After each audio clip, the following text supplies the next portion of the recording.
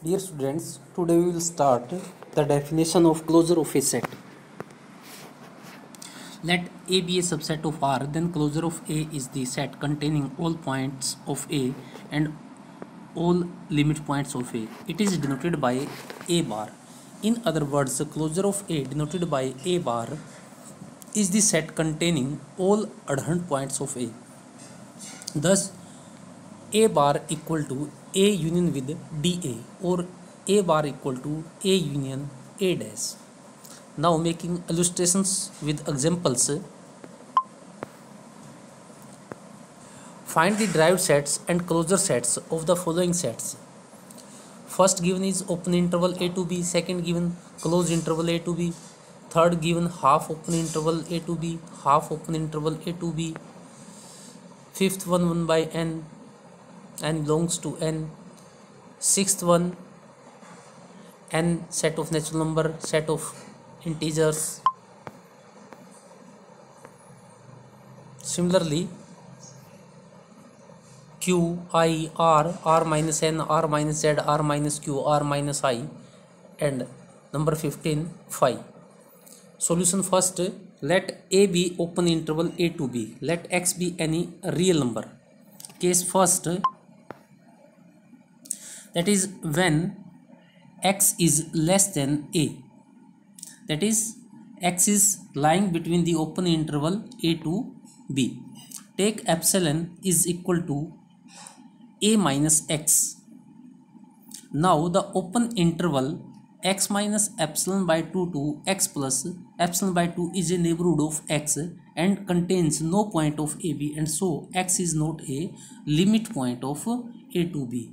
When case second, x is greater than b, that is x lying outside the open interval a to b, and take epsilon equal to x minus b. Now the open interval x minus epsilon by 2 to x plus epsilon by 2 is a neighborhood of x and contains no point of ab, and so x is not a limit point of a to b. Now the third case, when x is lying between a and b. For each epsilon greater than 0, the open interval x minus epsilon to x plus epsilon is a neighborhood of x and contains infinitely many points of a and b. So we can say x is a limit point of a to b. Therefore, each point of a to b is a limit point of a to b. Thus, we have a derived set of a equal to set of limit points of a, and therefore this is closed interval a to b, and closure of a is equal to a union with a derived set. Therefore this is equal to a to b. Now the second one, closed interval a to b. Proceeding similarly as in part first, we have derived set of a is a to b and closure of a is equal to a union a derived set. This is also equal to a to b. Now third is when set a is half open interval. Proceeding similarly as in part first, a derived set is a to b and a closure is a union with a derived set. Therefore this is also a to b. Now case fourth, half open interval a to b. Proceeding similarly, we have a dash is equal to a to b and a closure is also a to b. Now number fifth, let S is a set containing elements 1 by n, that is n belongs to natural number. Therefore this becomes equal to 1, 1 by 2, 1 by 3, 1 by 4, so on. We have already proved that 0 is the only limit point of this set. Therefore S derived set is equal to singleton 0 and S closure is S union with S dash. Therefore this is equal to 1 by n belongs to n union with singleton 0. Now the next one, we know that set of natural number has no limit point. Therefore n derived set is empty and n closure is union with n derived set. Therefore this is equal to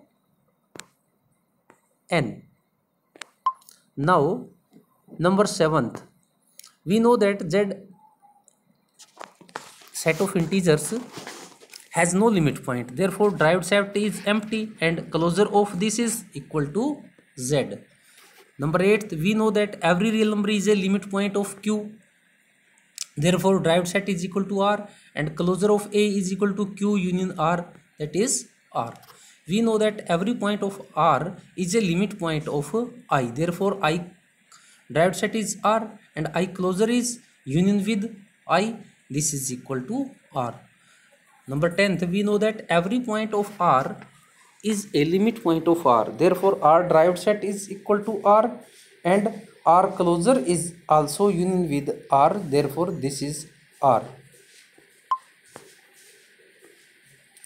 Now next, let x be any real number for each epsilon greater than 0, however small it may be. X minus epsilon to x plus epsilon is a neighborhood of x and contains infinitely many real numbers which belong to r minus n. Therefore, x minus epsilon to x plus epsilon intersection with r minus n minus x is not empty. Therefore, x is a limit point of r minus n, but x is any real number, hence every real number is a limit point of set r minus n.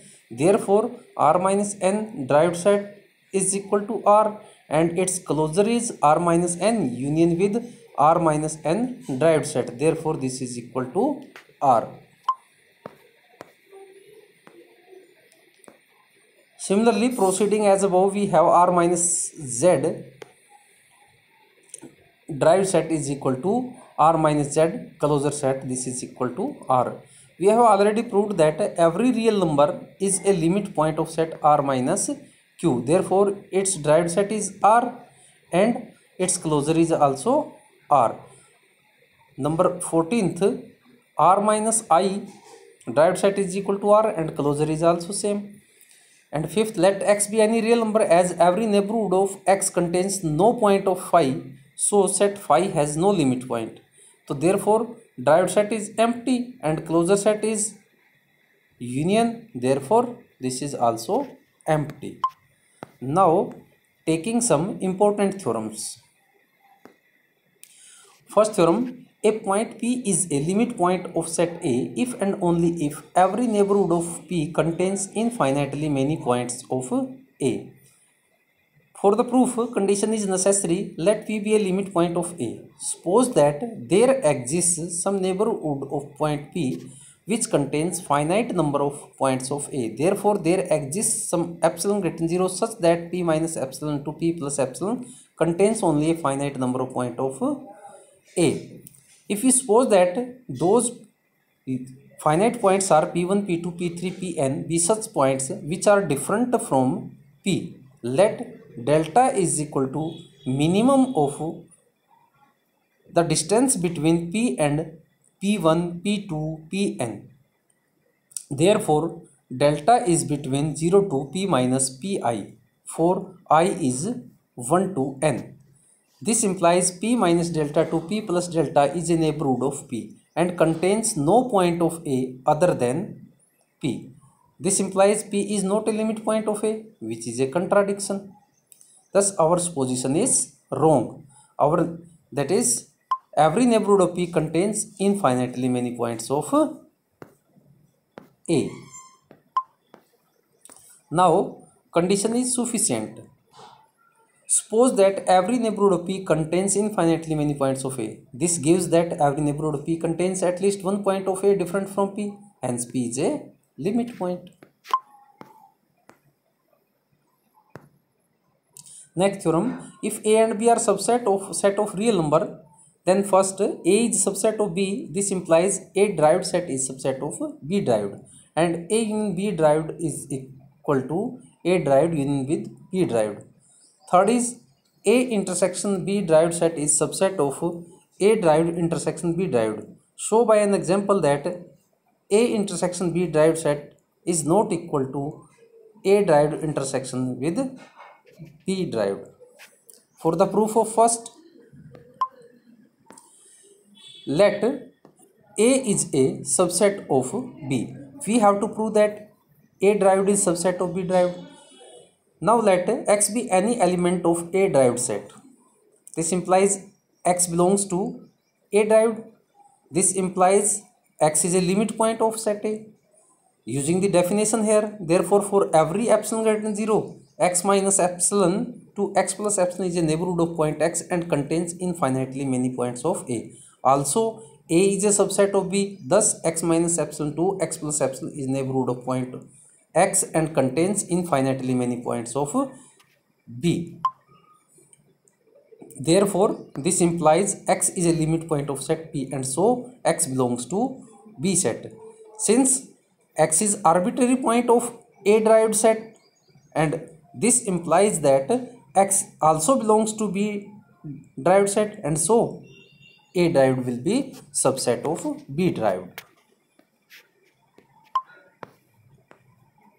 Now the second one, we have A is a subset of A union B and B is a subset of A union B.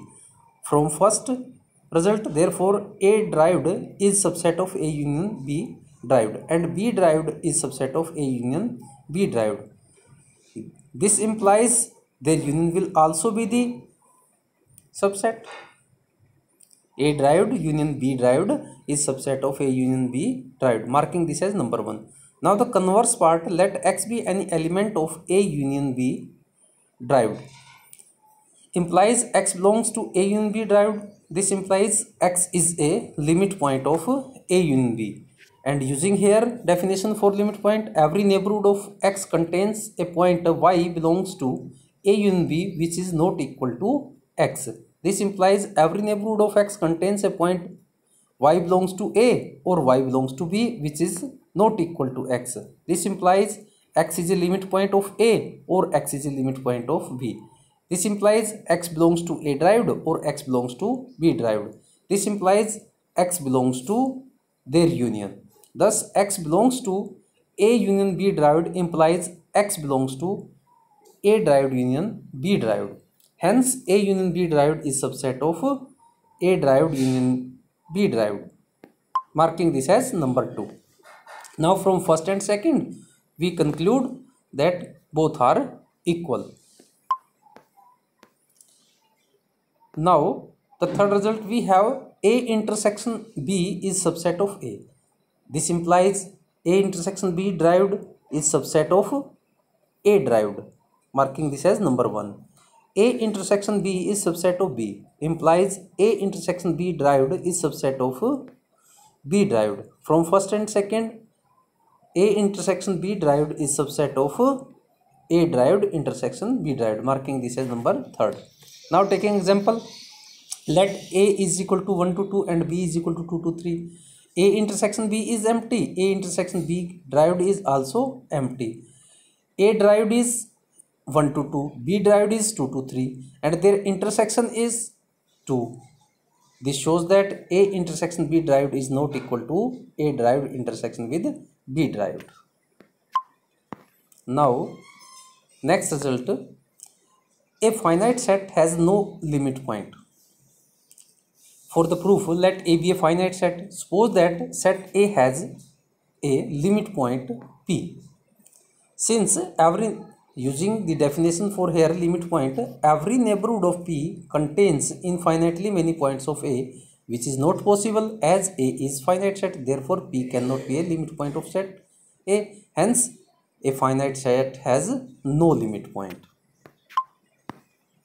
Now, the next result, Bolzano-Weierstrass theorem statement is every infinite bounded subset of real numbers has a limit point. Again repeat, every infinite bounded subset of real numbers has a limit point. For the proof, result is important. Let A be an infinite bounded subset of real numbers with bounds m as equal to infimum of A and capital M is supremum of A. Therefore, x will be between m to m and this happens for all x which belongs to A, marking this as number 1. We define a set of real numbers as follows, that is equal to T containing x such that x exceeds only a finite number of elements of A, marking this as number 2. From second, it follows that x belongs to T implies and there corresponds x is greater than equal to only a finite number of elements of A, marking this as number 3, or x is less than equal to infinite number of elements of A, marking this as number 4. From first and fourth, we see that M belongs to T and so T is not empty. From first, M is greater than equal to X, where X is any element of infinite set A. From third, Y belongs to T implies Y is greater than equal to only a finite number of elements of A. Since M is greater than equal to Y for all Y belongs to T, this implies M is an upper bound of set T. Now T is non-empty bounded above subset of R. Therefore, by completeness property of reals, T has a least upper bound. Therefore, supposing U be a least upper bound of set T. Therefore, for each epsilon greater than 0, U plus epsilon does not belong to T. Now using third, we get U plus epsilon is greater than equal to infinite number of elements of A, marking this as number 5th. Again, U is least upper bound of set T and so U minus epsilon is not an upper bound of set T. Therefore, there exists some x1 belongs to T such that U minus epsilon is less than that x1. But x1 belongs to T implies x1 is less than equal to infinite number of elements of A. Therefore, U minus epsilon is less than x1 is less than equal to infinite number of elements of A, marking this as number 6. From 5th and 6th, we have U minus epsilon to U plus epsilon contains infinite number of elements of A. Thus, U is a limit point of set A, hence the result. Now making remark, the condition of the Bolzano-Weierstrass theorem cannot be relaxed. We have seen that a finite set can never have a limit point. Also, there exist infinite unbounded sets having no limit point. The set Z of integers is an infinite unbounded set which has no limit point. Now, next result. A set is closed if and only if it contains all its limit points.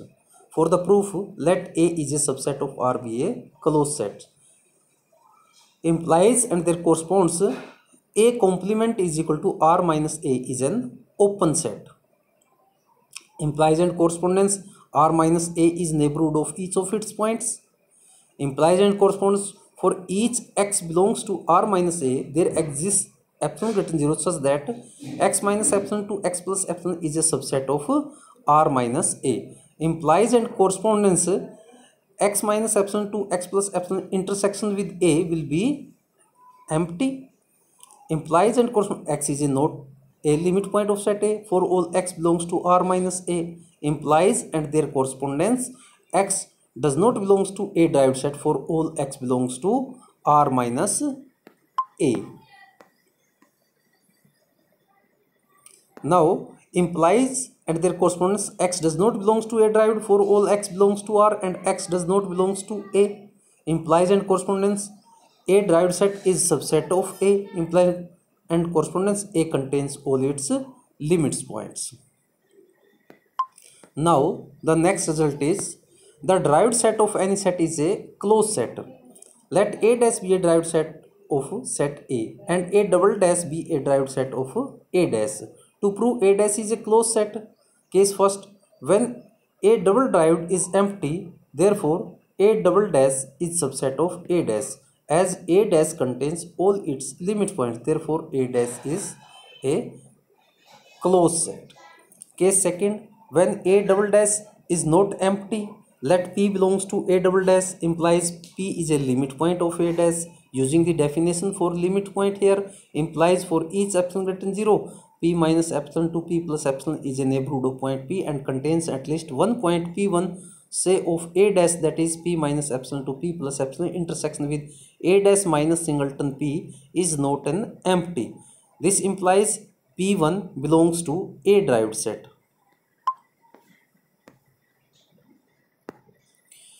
Implies P1 is a limit point of A. This implies every neighborhood of P1 contains infinitely many points of A, as P minus epsilon to P plus epsilon is a neighborhood of P1, and so P minus epsilon to P plus epsilon contains infinitely many points of A. Implies P belongs to P minus epsilon to P plus epsilon contains infinitely many points of A. This implies P is a limit point of A, and this implies P belongs to A derived. Thus, we have shown that P belongs to A double dash implies P belongs to A dash.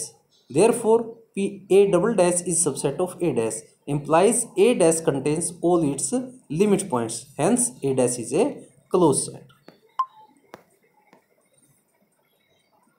Now, the next result, prove that supremum of a non-empty bounded set is either the greatest member of the set or is a limit point.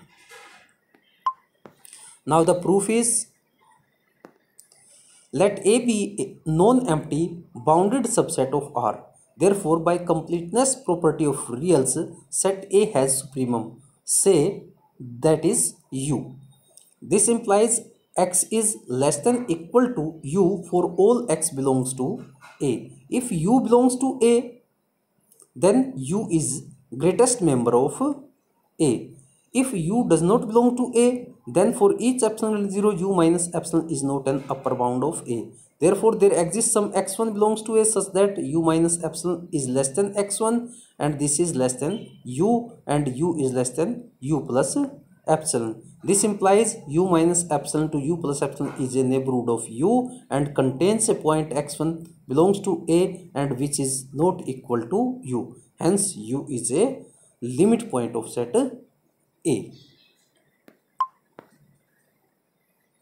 Now, the next result, a non-empty bounded and closed set A contains its supremum and infimum.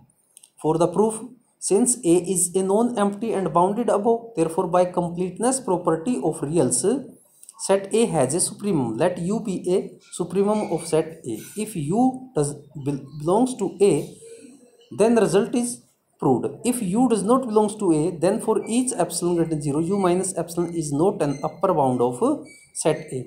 Therefore, there exists some x1 belongs to A such that U minus epsilon will be the less than x1 and x1 is less than by U and U is less than by U plus epsilon. This implies U minus epsilon to U plus epsilon is a neighborhood of U and contains a point x1 of A.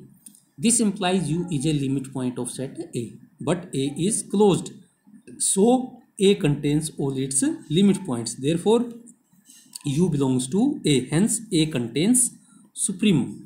Similarly, we can show that A also contains infimum. Now, the next result, the derived set of an infinite bounded set is bounded.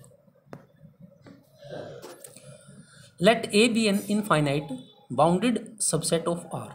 Therefore, there exist real numbers k1 and k2 such that all elements x of A will be between k1 to k2. By Bolzano-Weierstrass theorem, A derived is not empty. Let y be any real number greater than k2.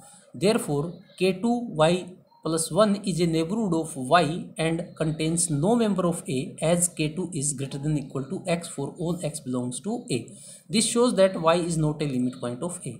Thus, no real greater than k2 is a limit point of A. Similarly, no real less than k1 is a limit point of A. Thus, k1 to k2 contains all limit points of A. This implies T will be between k1 to k2 where T is a limit point of A. Implies T is between k1 and k2 for all T belongs to A derived. Hence, A derived is bounded set.